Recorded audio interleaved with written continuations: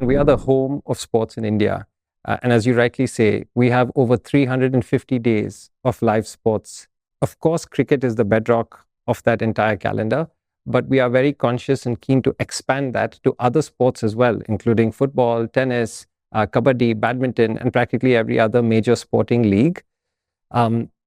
Our intent in doing this is to build a wide range of properties that attracts a very wide range of sports consumers and viewers to our platform, because building that base is our real moat.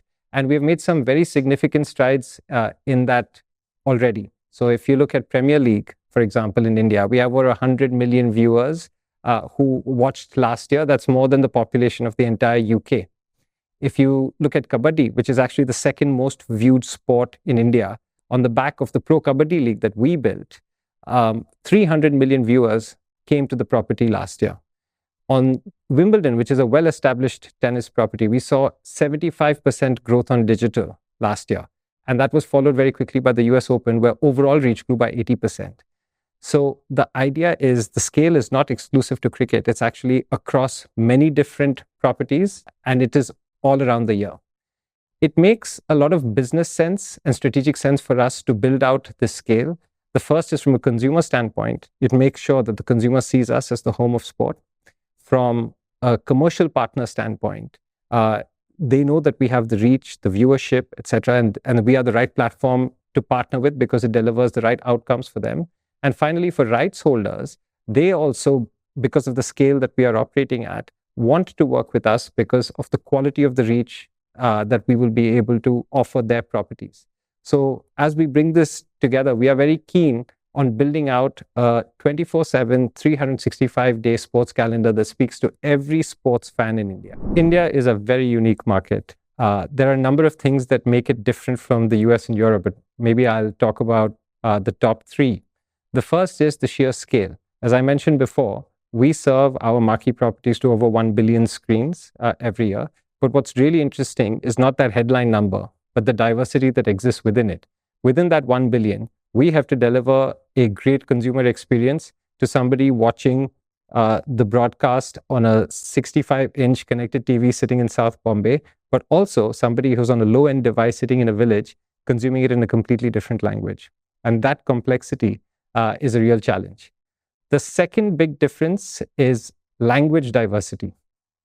So if you look at the US or Europe, they focus on maybe one or maybe two languages. But for us, on our marquee properties, we are always doing more than 10 languages at any time, and each of those feeds are completely different. For example, right now, our regional language feeds, which is non-English, non-Hindi, account for almost 25% of our overall watch time and is growing much faster than our more traditional feeds. And specifically within that, just as an example, Bhojpuri and Haryanvi have grown 3 times over the last 12 months. So it's showing us that there is real consumer demand there. And the third area that makes a difference, I think, is monetization itself. Unlike many other markets, while advertising is the core on which we build our monetization in our business, there are multiple revenue streams that we are always focusing on to try and make sure that we are monetizing in a challenging monetization environment. A good example of that would be our subscriptions business. So those are a couple of those differences that make us very different from the US or Europe. I think the core insight that drives a lot of this is that now we are in a world of abundant content supply across both traditional but especially social media. And as a result of that, consumer interest is getting fragmented across multiple players, multiple platforms.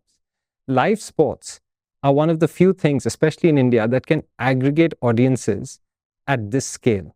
I told you about IPL and the World Cup numbers. It's the big India-Pakistan match. It's the Mumbai versus CSK game during IPL that brings the entire country together. And brands understand this. This is why, if you look at all our big properties, practically every single advertiser category comes to us because they're aware of the scale and the breadth and the depth of audience engagement that we have across different cohorts of consumers.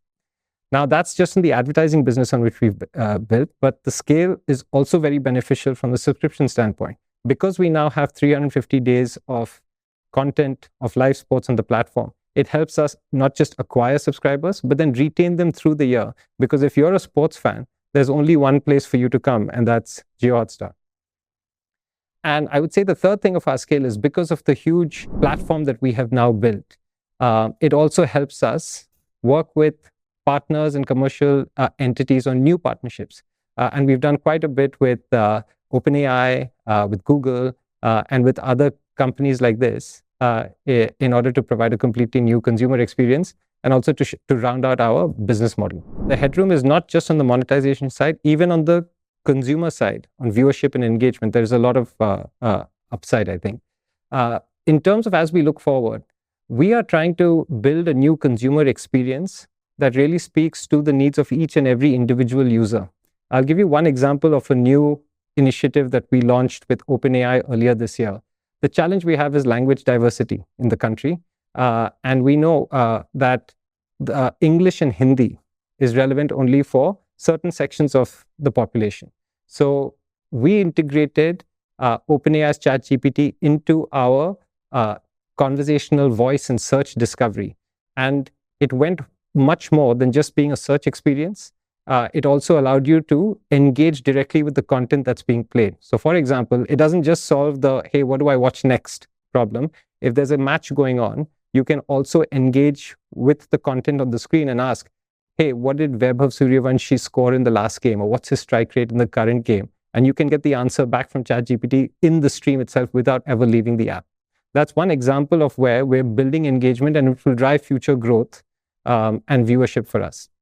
On monetization, we've already spoken a lot about advertising and subscriptions, and there is headroom in both cases. In advertising, I think there's headroom going into smaller businesses, local regional markets. And similarly on subscriptions, there are ways for us to maybe come up with different packaged offerings for individual people who are interested in specific sports, specific times in the year, different price points, etc. So those are our core businesses. But what we're also very excited about is new revenue streams.